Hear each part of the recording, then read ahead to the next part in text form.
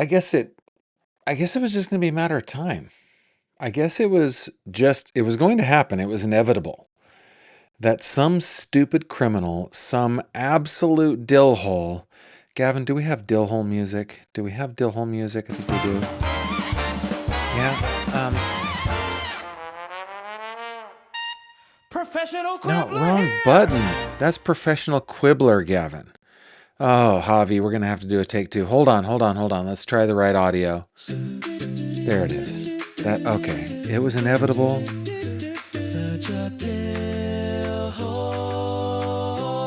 That some idiot criminal was going to use AI to try to get out of taking responsibility for their dill-holish crimes. And we have candidate number one in our midst. This is in the not so funny case of the murder of Gabriella Carvalho Perpétuo. I know that I kind of started with a little jocularity here, but it's not funny. Her boyfriend, according to police, ex-NFL player Darron Lee, tried to use ChatGPT to cover up his crime. Let's put it that way. We're going to catch up on the case, going to get to know the case a little bit, get into the details, the nitty-gritty. I hope you stick with me.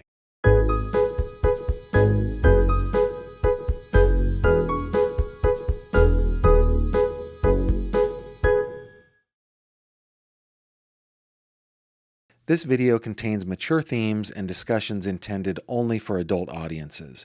Viewer discretion is advised. Hello there, my friend, and welcome back to another true crime conversation with me, Gavin Fish, your humble reporter, coming to you live from the old home office here in Western Pennsylvania in historic oil heritage country. So glad that you are joining me, and wherever you're joining me from, be sure to tell me in the comments. Now, for those of you who are on the live stream, you will see that we have another goal tonight, okay? YouTube is being a little stingy with, one, the amount of people it is showing my live streams to, and two, the amount of money it is paying me. And in fact, that reminds me that if you are in the rewatch crew, and you're on Spotify, if you go over onto Spotify, which is linked in the description down below, and watch it there, it really helps me out. But the reason for the goal is, one, if a live stream is making money, YouTube will show it to more people, which really helps me out. And two, it just helps me out for you guys to financially support me. Now, no, this is just an invitation, okay? This is an invitation. There's no guilt here. I am so thankful to you who watch and comment and like and subscribe and all the things. I think it's glorious. I'm also extremely grateful for my patrons over on Patreon. There's a link in the description to that down below. And those who are YouTube members, thank you so much. Let's check in to see where you guys are coming in from. We got Fredonia, PA in the house. Thank you very much for being here. Let's see if we can get that to show up on screen. There we go. Orlando is in the house. We got a Tar Heel in the house. North Carolina, thank you very much. Teresa Moyer says, so much for Uncle Google. Now we have Aunt ChatGPT. Yeah, this case is opening a Pandora's box for forensic, digital forensics. This, I mean, with whatever new technology hits, it does seem that criminals will use them for their nefarious deeds. Thank you very much, Mooney, for starting us off today. The goal is to get 10 yellow level super chats. And if we do, what I promise to do is to read whatever you put in your super chat in a movie theater trailer voice. Let's Javi, hey, let's do an audition here. I'll start us off today. How was that? Okay. Oh, I shouldn't have done that. We haven't hit the goal. Mooney, but thank you very much for starting us off. I really appreciate it. You are the OG. You guys don't know this, but Mooney is the OG, the original channel member, the very first one, and she has been with me for years now. Thank you, Mooney. Okay. Join me if y'all will over on Acrobat. Remember to put GF in your comments. It highlights it on my end. Anything you want me to read. This from News Channel 9, written by Meg Doyle. This was back in February. February 11th. This case has been going for a little bit over a month. Now, my wife asked me to cover this weeks ago because she heard it on a not true crime podcast. She's like, this is crazy. You got to check this out. And we were just so into the weeds on Nancy Guthrie and Corey Richins that I hadn't. But let's catch up. February 11th, 2026, Meg Doyle wrote on newschannel9.com, headline, Blood in Every Room. New details at hearing for ex-NFL player charged with murder. I should start with just a quick, I just want to show our victim here. This is Gabriella Carvalho Perpétuo. She was the girlfriend of former NFL player Darron Lee. Here is Darron Lee's his mugshots and a photo of him in court for those of you watching on YouTube and on Spotify. Let's read this from Meg Doyle, Dateline, Chattanooga, Tennessee. Former NFL linebacker Darron Lee was denied bond Wednesday in Chattanooga after a judge heard disturbing testimony about the death of his girlfriend inside a rented Ooltewah home. I have no idea if I pronounced that delightful little location correctly. Ooltewah? I don't know. Lee is charged with first-degree murder and tampering with evidence in the death of Gabriella Carvalho Perpétuo. We learned in court, continues Meg, the gruesome details about Perpetuo's murder, including the presence of, quote, blood in every room, close quote, and in a vehicle in a garage. During the bond hearing, testimony focused on whether Lee should remain behind bars as the case moves forward. Hamilton County Sheriff's Office Detective Brian Lockhart, one of the first investigators on scene, described a chaotic and violent crime scene. Quote, the scene was in disarray, Lockhart said. You walked in the door. There were boxes, a lot of stuff in the living room. The deceased was in the floor, lying on her back, close quote. Lockhart said Lee was inside the home when deputies arrived. According to testimony, Lee told officers Perpetuo had narcolepsy and likely fell in the shower, causing her injuries. Ah, the old fell in the shower. Gag. No, what's the right word? The gambit. The old fell in the shower gambit, causing her injuries. Meg continues. Investigators said the evidence did not match the explanation. Lockhart testified there was blood on the staircase, handrails, walls, floors, and nearly every room of the house. A vehicle in the garage registered to both Lee and Perpetuo also tested positive for blood using Blue Star, a chemical detection system. There was blood going up the staircase, on the hand railing. There was blood on the walls. On the hand railing, there was blood. On the walls, there was blood. On the floor in the living room, there was blood. On the floor, on the hallway, and the stairs, there was blood in just about every room except one, Lockhart told the court. He said the microwave was shattered, glass was scattered throughout the home, and alcohol bottles were present. Detectives also found cleaning supplies upstairs, including bleach wipes, a spray bottle, and a full bag. An autopsy revealed what Lockhart described as severe injuries. Listen to this, guys. And let's bring up our victim here.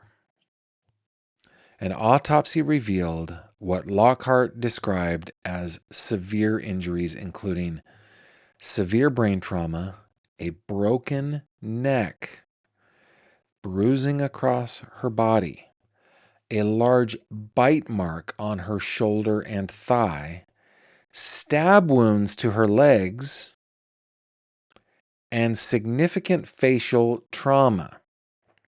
The medical examiner determined Perpétuo died from blunt force trauma. Going back, he said she fell in the shower. He said she fell in the shower. Oh my goodness. Oh. Such a deal. Such a deal. Wow. This is in Tennessee. Just Ducky, I just saw your comment. Okay. I'm going to read that again so that you can see it, okay? An autopsy revealed what Lockhart described as severe injuries, including severe brain trauma, a broken neck, bruises across her body, a large bite mark on her shoulder and thigh, stab wounds to her legs, and significant facial trauma. She died from blunt force trauma. Lockhart said she was wearing pants but no top when found. Under cross-examination, Lockhart confirmed Lee was the one who called 911. He said Lee told dispatchers, Gavin, let's bring up Mr. Lee here.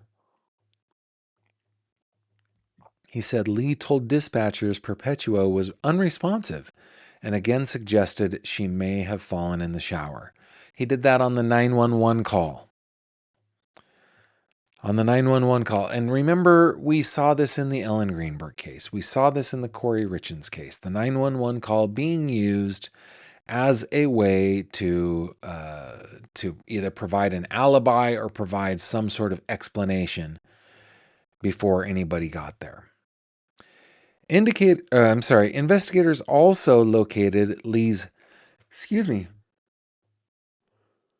Wow, Gavin, what you doing? Gavin, I'm supposed to be using the yawn button when I do that. Didn't get to that in time. Investigators also located Lee's passport inside a BMW in the garage in a bag containing clothing and personal items. So he was getting ready to go on the run. A Tennessee Department of Corrections and parole officer testified that Lee had been on probation for an aggravated assault with a deadly weapon conviction in Florida. She said Lee moved to Tennessee without approval from his probation office, violating the terms of his supervision. This guy is a winner, man. This guy is a winner. Here's mugshot number 2. Mr. Lee. District Attorney Cody Womp argued Lee posed a significant risk and should not receive bond. Quote, "This case is extremely unique when it comes to all the bond factors," Womp said. Womp detailed Lee's prior felony convictions in Florida and Ohio. I think he did play at Ohio State, the Ohio State University, continuing and said he was required to attend anger management classes as part of his probation. She noted that if Lee had completed those classes, his probation would have ended 3 days after Perpétuo's death. The defense asked the court to set bond. Hamilton County Criminal Court Judge Torrey Smith denied bond, ruling Lee will remain in custody. During the hearing, Womp said this case has 2 aggravating factors that would qualify for the DP. She told us after the hearing, the DA's office hasn't made the decision yet if they will pursue the death penalty in this case. This case follows a previous incident in 2023 in Dublin, Ohio, where records show Lee pushed a woman and punched her in the face multiple times. Womp said his probation is still active for the Ohio case as well. Lee remains in custody as the case moves forward. Tell me what you think of this guy. Tell me what you think of this guy in the live chat. Wow. So he's on probation in 2 different states, in Ohio and in Florida. And he finally doesn't stop himself, or isn't stopped before the ultimate act is done. Wow. It's unconscionable, right? These kinds of things I see a lot. I go into court. I'll go for hearings. Sometimes I'll cover an entire day of hearings. I'll sit down and, the court, the judge, the lawyers, the probation officers, everybody involved in there, the bailiffs and the sheriffs, they all will treat everybody with great respect. And a defense attorney doing his job or her job will say to a judge, you know what, judge? We definitely should get bond on this person. Yes, he has a criminal record. Yes, he has 3 aggravated assault convictions. Yeah, but you know what? He has people depending on him. And the court will go, you know what? People are depending on him. His job is what keeps a roof over their house. So I'm going to do, whatever,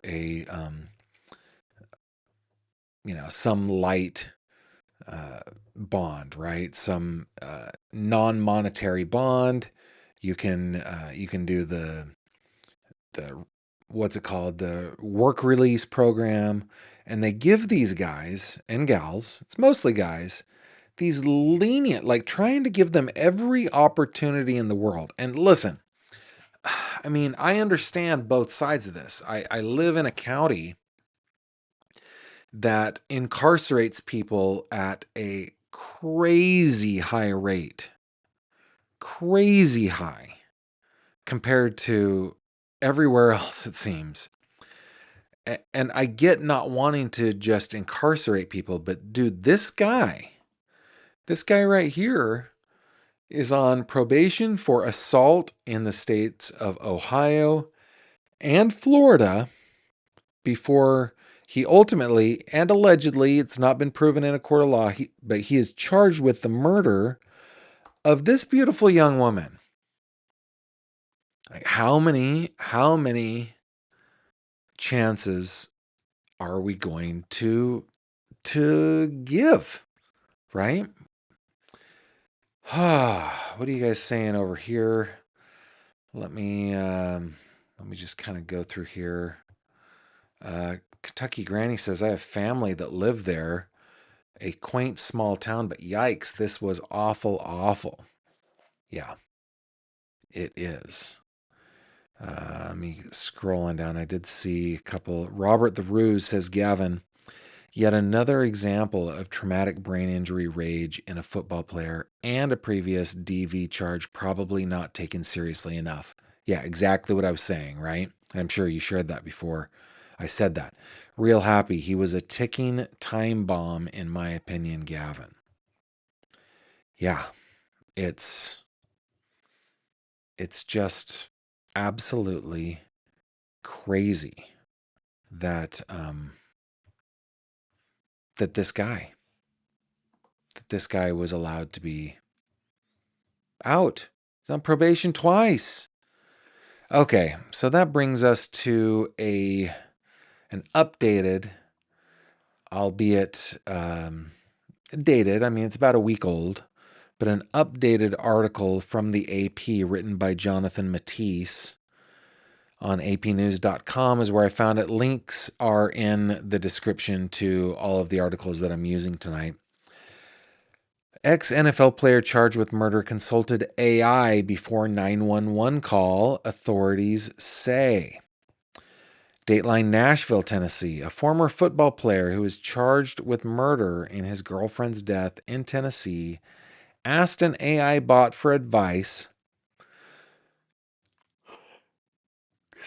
on what to do about a woman's injuries and what the signs of a fall are before he called 911, authorities said in court.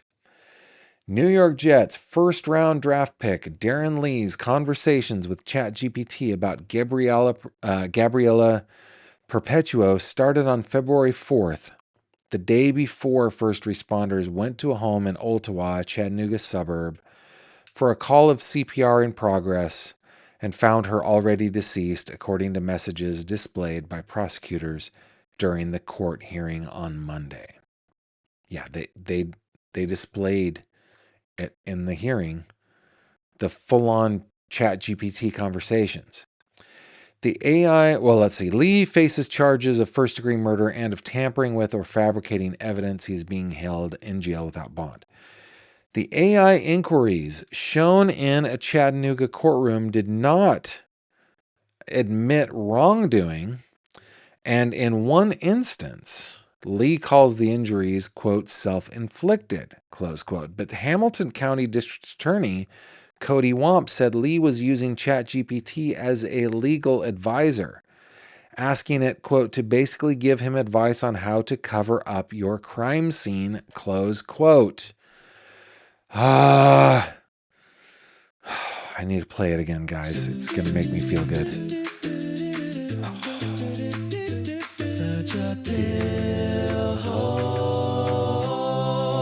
Yeah. Using ChatGPT as his legal advisor. Deputy Public Defender Mike Little. Poor Mr. Little. Listen, he has to defend this guy, and we need him to have a good defense. So I hope Mr. Little is up for the task. Deputy Public Defender Mike Little, who represented Lee during the hearing, said something happened, but we don't know what happened. The judge found probable cause to advance the case. Yeah, I'd say so, right? In one of the messages displayed by prosecutors, Lee says, quote, don't know what to do right now. Fiance did her crazy thing again, and now she's messed up. I wake up and she has 2 swollen eyes. I didn't do anything, self-inflicted. She stabbed herself, slit her eye. I don't know, but she isn't waking or responding. What do I do? Tell me what you think in the comments. Is he trying to be smart to cover up his crime by showing, hey, by like establishing a timeline, by establishing, what he was thinking? Or was he actually looking for legal advice going, I know that ChatGPT isn't going to tell me if I admit that I have done harm to my girlfriend here, so I need to tell it I didn't do anything. Like, is he dumb or is he dumber is my question. Oh my goodness. Another Lee message asked the bot what to tell a friend about handling someone non-responsive when the friend doesn't want to call police. ChatGPT replied in part, quote, here's exactly what to tell your friend. This is the safest way to handle it without framing it as police trouble, close quote. Lee also asked about physical signs of injury, of slip and fall in the bathroom or shower. Lee told deputies that the woman may have fallen in the shower, but according to an arrest affidavit, there were extensive amounts of blood in different areas of the residence that were inconsistent with Lee's statement. Authorities carrying out a search warrant found multiple kinds of trauma to the woman's body, including a stab wound to her abdomen. So this is new information since February 11th. So including a stab wound to her abdomen, an apparent human bite mark on her shoulder, a large bruise on her head, black eyes with heavy swelling, and dried blood on her face and neck, the affidavit said. I tried to find the affidavit. I tried to get a hold of it. Wasn't able to do it in time for tonight's live stream. She also had a severe brain injury and a broken neck, a Hamilton County Sheriff's Office detective testified at a prior hearing. She had more stab wounds on her legs while wearing pants without cut marks, suggesting the pants were put on afterward. Womp has said, what? Oh my goodness. In body camera footage shown in court Monday, Lee told investigators who responded to the house that he was sleeping a long time before he found his girlfriend unresponsive. I want to call shenanigans on that. I need a shenanigans sound. Wanda, you think you can work on that? Maybe like I call shenanigans kind of sound effect for that one. Come on. He told investigators he saw her lying on the couch and asked if she wanted anything to eat. And when Perpetuo didn't respond, he said he called 911. I thought she was found on the floor, topless. Crime scene detectives also identified blood that had been attempted to be cleaned in multiple areas of the house. In addition to cleaning supplies near where testing confirmed blood stains, but no blood was visible, according to an affidavit. Perpetuo's family has filed a wrongful death lawsuit against Lee. WOMP has said Lee was on probation in Florida for aggravated assault with a deadly weapon in one county and battery in another, and on probation in Ohio for attempted battery. This guy, man. The 31-year-old Lee played 58 games with the Jets, Kansas City, and Buffalo from 2016 through the 2020 seasons. The former Ohio State linebacker was the 20th overall pick in 2016 by the Jets. He was the defensive MVP of the 2015 Sugar Bowl. Wow. I just can't with this guy. I just can't. I cannot believe it that he's on probation for battery, aggravated assault, and attempted battery in 3 different jurisdictions. What the devil, man? What the actual devil? Terrence, thank you very much for the super chat. Says, I live in Chattanooga. This case is disturbing. And let's see. I saw Jude the Tiger. Thank you very much, saying, come on, YouTube, pay the man. I know, man. There's something. I need to get better at what I do, I guess. I don't know. I don't know. Thank you very much for that super chat. Appreciate that. Let's see. A couple of other comments. Teresa says, Lee also used the asking for a friend excuse. Ah, yes. The old fell in the shower gambit and the asking for a friend excuse. Scotch's mom says, I think he is dumb and dumber. Yeah. Blood in every room except one. Facepalm indeed. UNC Tar Heel says dumber for sure.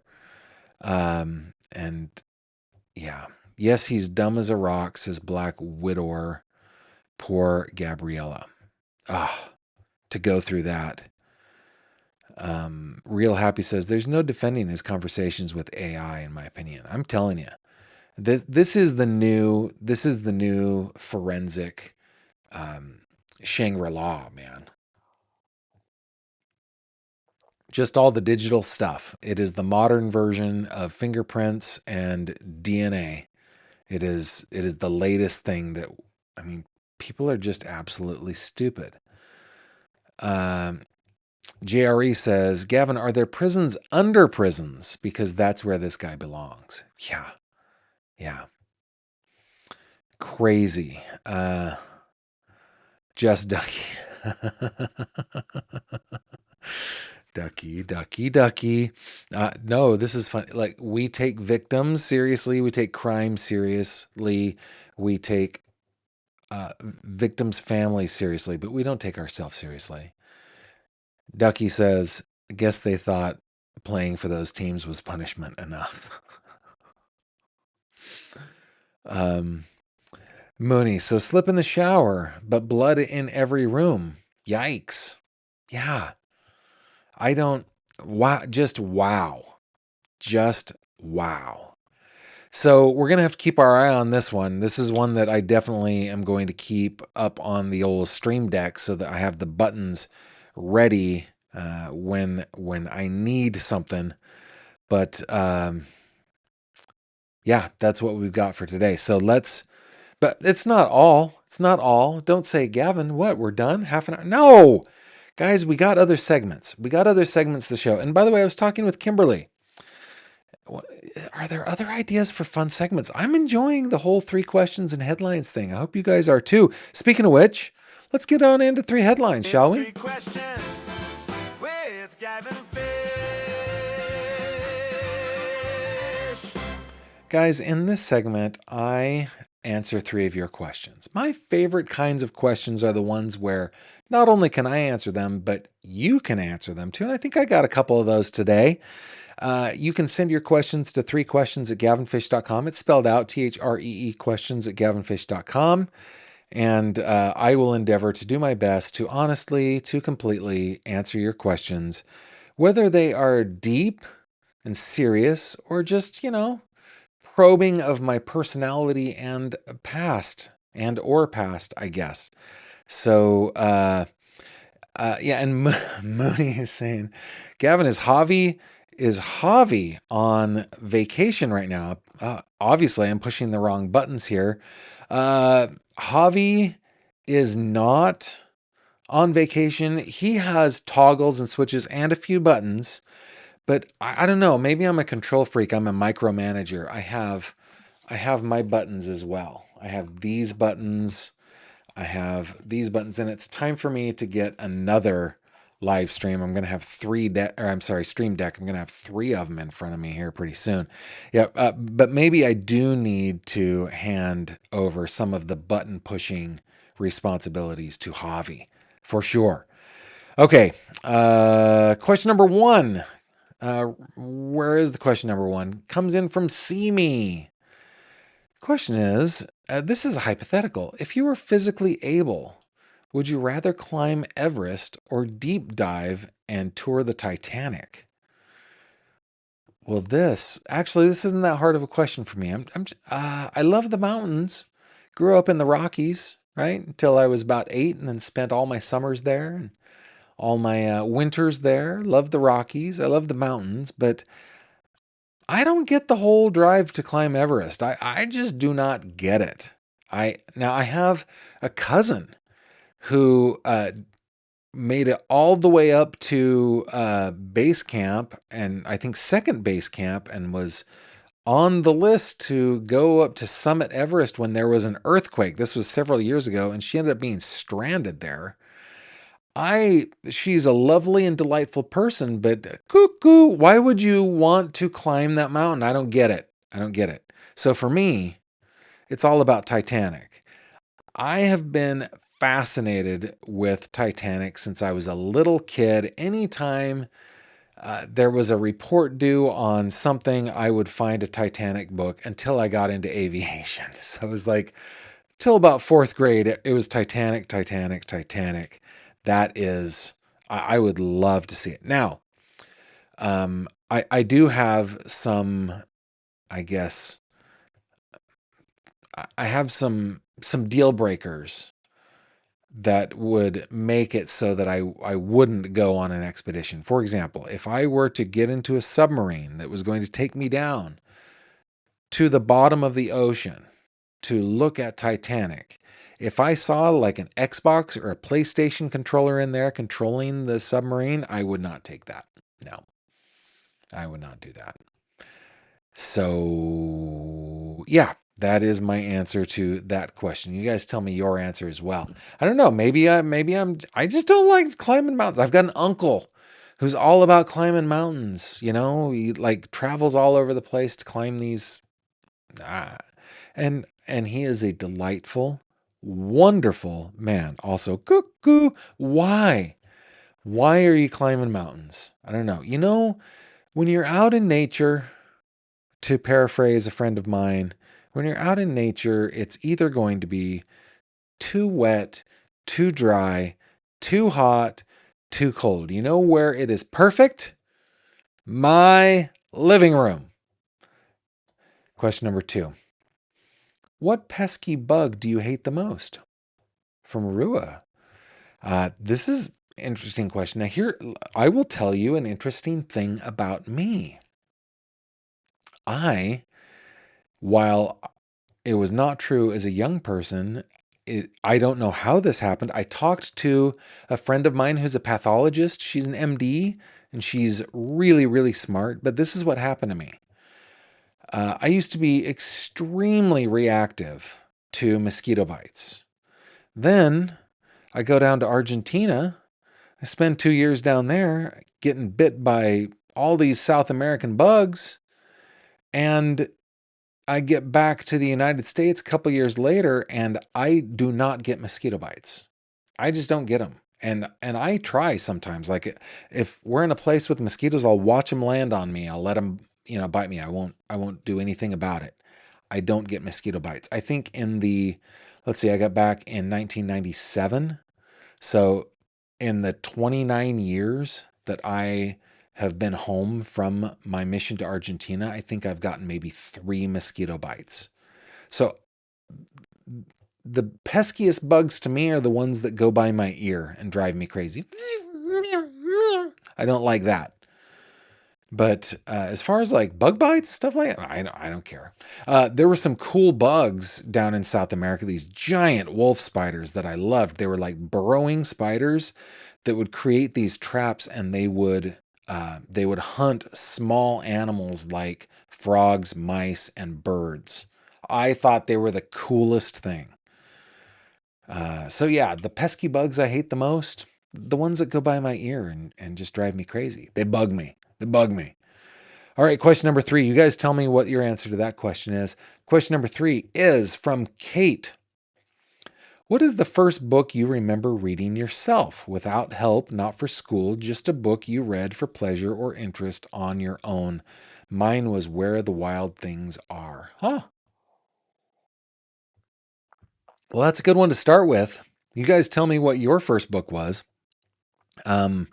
I had the benefit of growing up with a writer dad. And back in the day before the internet, Wanda, can we get a little nostalgia music here going here? Thank you. Back in the day before the internet, when people would have to have like encyclopedias in their house, and before books were more like decorations in people's houses, uh, our house was a house with books. My dad's study always, he had a library. And then in the living room, there were more books. And in the family room, there were more books. And my dad is an avid reader, an avid writer, a published author 3 or 4 times over. So I was surrounded by books. And it's kind of like I don't remember the first I don't remember learning to drive a car, for example. I just have always been able to drive. I think it's because from the time I was a toddler, I was shifting. I was sitting on the bench seat in the truck and I was shifting gears. And when the truck was in combine out in the fields to clear rocks of a field or something like that, I would be the little kid, steering the truck, turning it, going at like a mile and a half an hour. I've just always known how to drive. I don't remember ever learning it. I do not remember my first book. I just was always reading. And I do remember my favorite series of books. My dad had in his library, he had several shelves that were sets of books for us kids to read. And I should.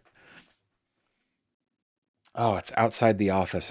I've found a couple of my early books, but and I have them in a container outside the door of my office. But in this set that I'm particularly thinking of, each book was only about 5 inches tall, maybe about four. In fact, it was probably about the same size of 4x5 negative. They were very small, but they were thick, and they were stories of the Old West. So it's like Bat Masterson, Billy the Kid, Wild Bill, Buffalo Bill, Baz. I just want to say Lerman at this point, but Baz. I'm blanking on it, but Wyatt Earp, just all the old cowboy stories, and I devoured those books. I loved them. So, but if I were to think of maybe now that I've been talking this through, who is the author of this? Let me look it up. It's a classic book. Gene Craighead George. I remember reading My Side of the Mountain. I think I did that in school, but I was doing it for fun. I think I did do a book report on it. But My Side of the Mountain is a 1950s novel about a boy who runs away from the city and lives on his own, learning to survive in the wilderness. And I loved that book.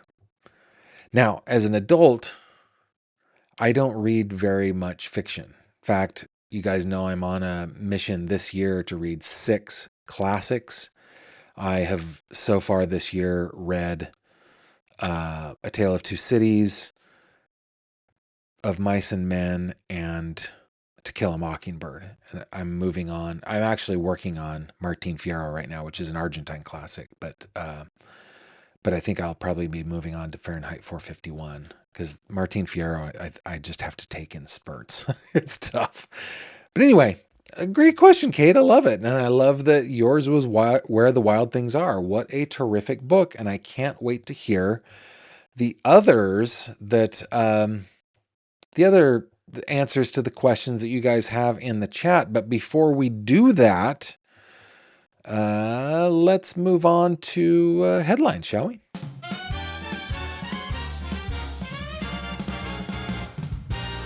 True crime headlines. Okay, just to keep us up to date in the world of true crime, I just thought I'd bring you a couple of these headlines. This one written by Safia Sami Ali in News Nation. What happens after Utah mom's guilty murder verdict? Utah mother Corey Richens was found guilty of aggravated murder this week. Jury convicted her on all counts. She's slated for sentencing in May. Richens faces 25 years to life in prison, with sentencing to be decided by Judge Richard Mrazek, who presided over the trial.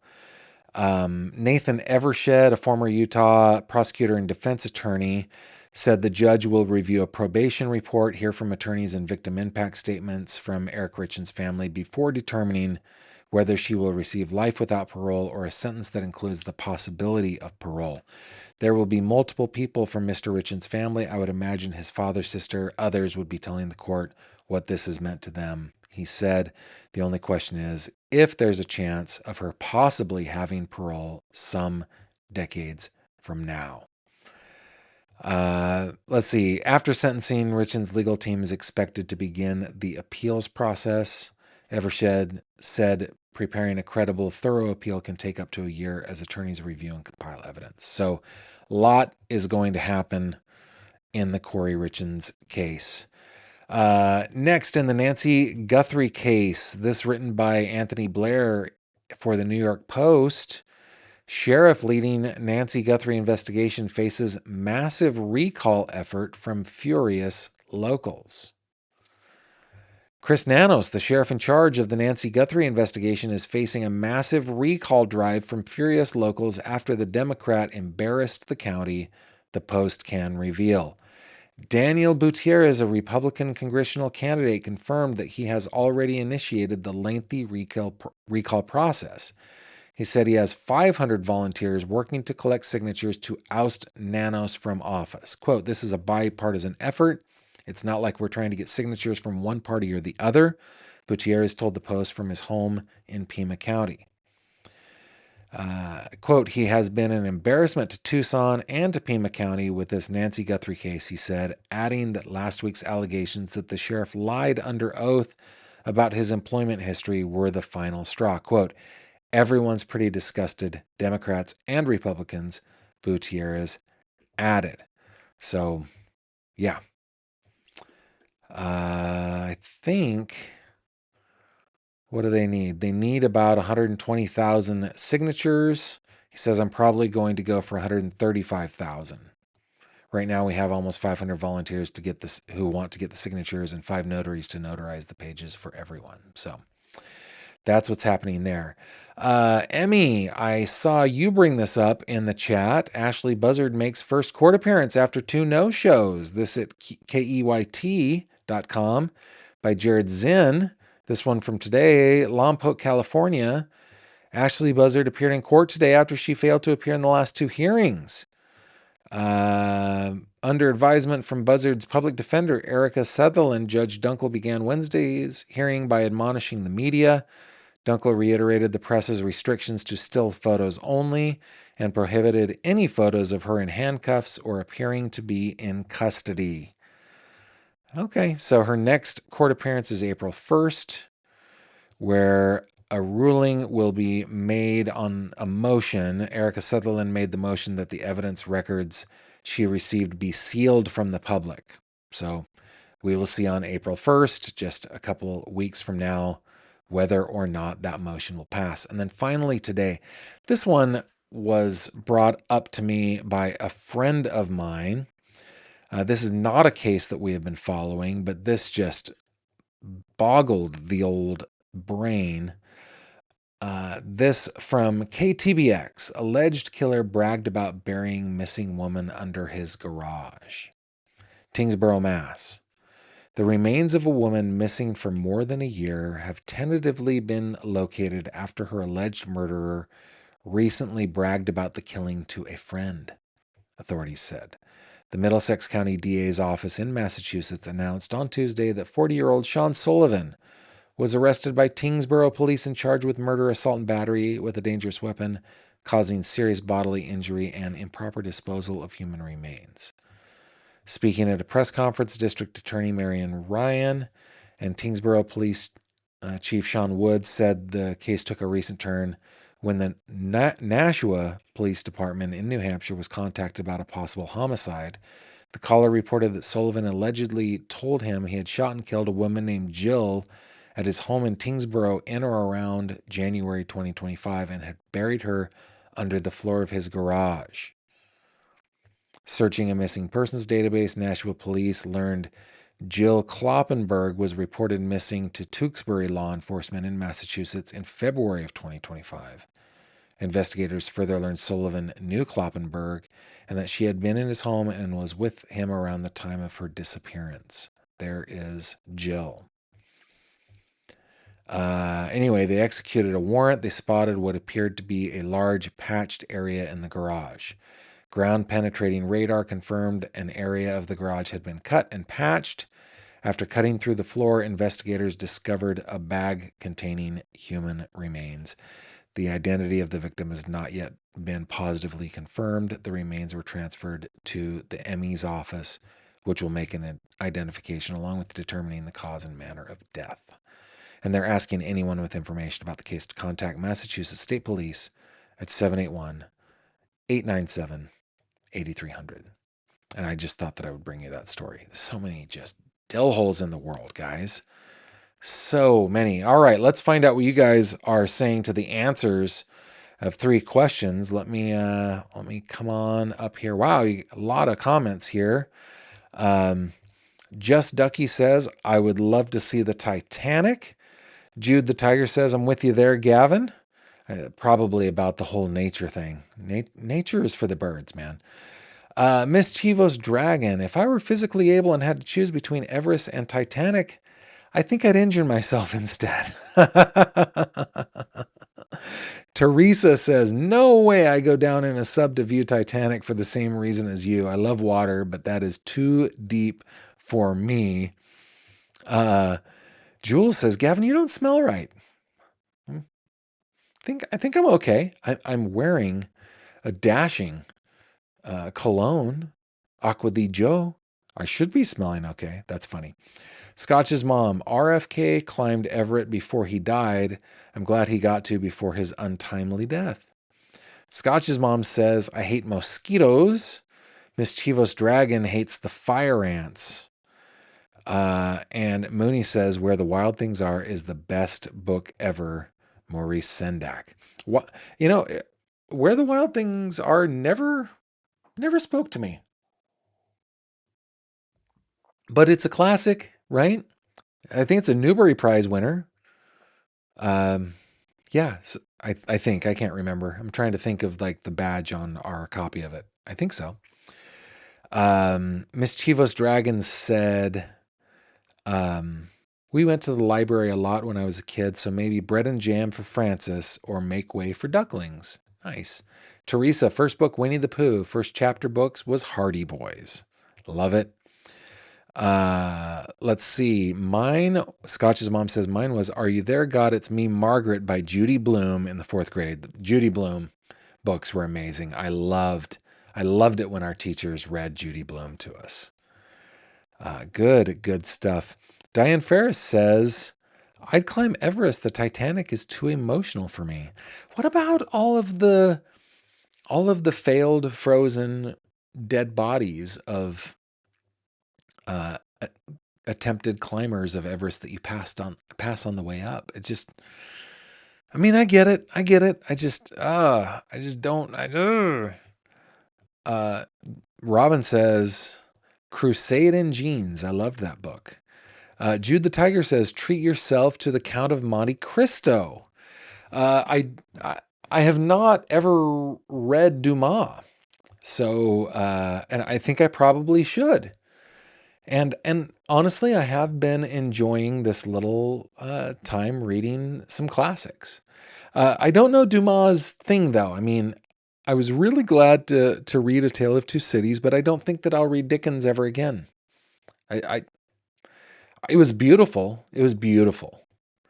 But it was like torture for like, I don't know, 75% of the book, and then everything started falling into place. And I was told by a publisher that Dickens got paid by the word, so that's why he was so verbose. Was Dumas like that? Should I dig into Dumas? I don't know.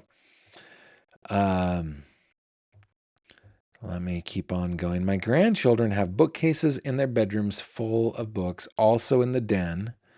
They all take books to read in the car with their parents. That's delightful. I love it. I love it. Any other comments? Oh, Robin says, you don't smell right for the mosquitoes. No, the mosquitoes bite me. They continue to bite me. I just don't have a reaction anymore. And I talked to my pathologist friend who said, yeah, it's possible that you just developed a resistance to whatever it is that mosquitoes put in us when they bite us. It's funny. I would recommend go visit Volcanoes National Park, says Emmy, rather than Everest or the Titanic. Yeah, guys, in the state of Utah, there is one that people don't. People go to the big ones. They go to Arches, right? They go to Moab, but how many people go to Goblin Valley? Goblin Valley is amazing. There are lots of great places. The awards for children's books are the Caldecott medals, so maybe it's a Caldecott that it won. Robert the Ruse says, I'd try War and Peace because it would count for 6 books, but you might die from boredom first. Yeah, I'm just not into Tolstoy, man. And Emmy saying, I'm currently reading the Amanda Knox book. Very cool, guys. Thank you so much for sharing that with me, and thanks for joining me today. We will be back tomorrow, 6 p.m. Eastern. Before we go, hey, I wanted to share with you guys. Thank you very much. Sivo Girl coming in with another super chat. Thank you very much, Sivo Girl. Saying, enjoying your detailed analysis of cases. Thank you. I'm glad you're enjoying it. I'm glad you're here. Thank you so much.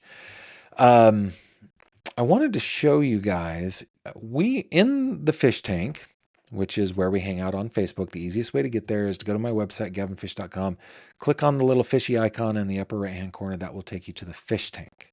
Okay. I posted some pics myself. I'm going to go ahead and just share these. There we go. Do you see them there sunglasses?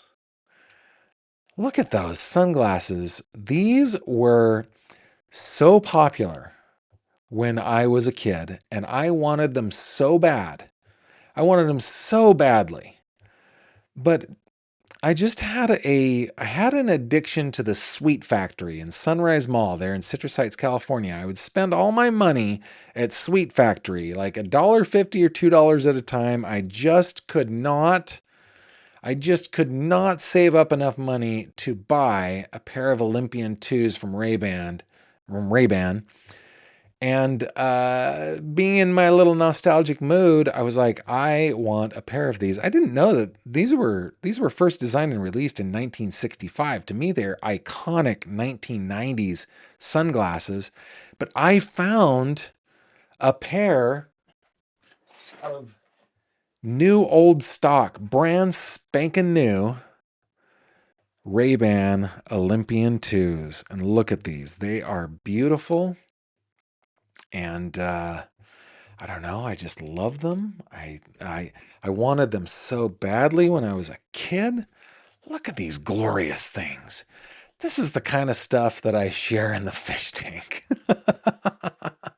What's funny is like I don't like gold. I don't like gold. I don't like wearing gold. You'll notice that all of my watches are stainless steel. I have one that's like a it's like a gunmetal gray, but most of my watches are stainless steel. My wedding band, I can't remember if it's white gold or platinum. I think it's white gold.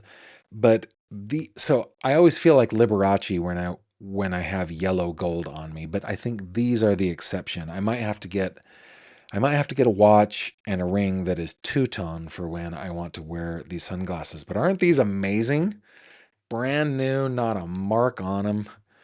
Got them in the box with the warranty card from 1993. And I'm just so happy about it. And if you guys haven't noticed, I have kind of turned into an eyewear collector. I've got way too many pieces of eyewear. But yeah, I just wanted to share that. And if you're into kind of the personal side of my life, heading over to the fish tank is a good place for that. Also, go into my Facebook page. I typically post on Facebook the page first and then share into the group. But we got about 6,000 people over there in the tank. You are always, always, always invited. And lastly, before we go, I just want to give a very special shout out to those of you who support me by watching my videos, by commenting, by giving a like, by subscribing. Special shout out to my YouTube members and to my patrons. Thank you so, so much. Remember, if you're on the Rewatch crew and you are a Spotify user, you can watch this video on Spotify, and it really helps the channel if you do that. It helps me out. And also, you can listen to this in podcast form wherever you get your podcasts. I invite you to do that. It does look like we've got a couple last minute comments that I don't want to miss before we go. Antis saying Goblin Valley is my favorite. Yeah, it's the best place. Mental Chewing Gum says, this is my first time catching you from the USA. I previously watched you from South Africa in the middle of the night, but this is way better. I love your work. Thank you. Well, Mental Chewing Gum, welcome to the USA. Glad you are here. Robin says, pretty sure Liberace had a ton of sparkling stones on his jewelry. Yeah, I just always, yellow, gold, and me, we don't match. We don't match. Mooney says, didn't know Spotify did videos. Yeah, I upload this as a video podcast to Spotify, and then they distribute it as audio everywhere else. All right, guys, I will stop going on and on. Thank you very much for your time, for your interaction. Thank you to the super chatters. Deeply, deeply appreciate you. We will be back tomorrow at 6:00 p.m. Eastern Time right here at this very channel, and I hope to see you then. Until then, I bid you adieu. Take care of yourselves. Good night. Thank you very much for watching this video. If you liked what you saw, please consider subscribing. And if you have any questions or comments, please leave them below.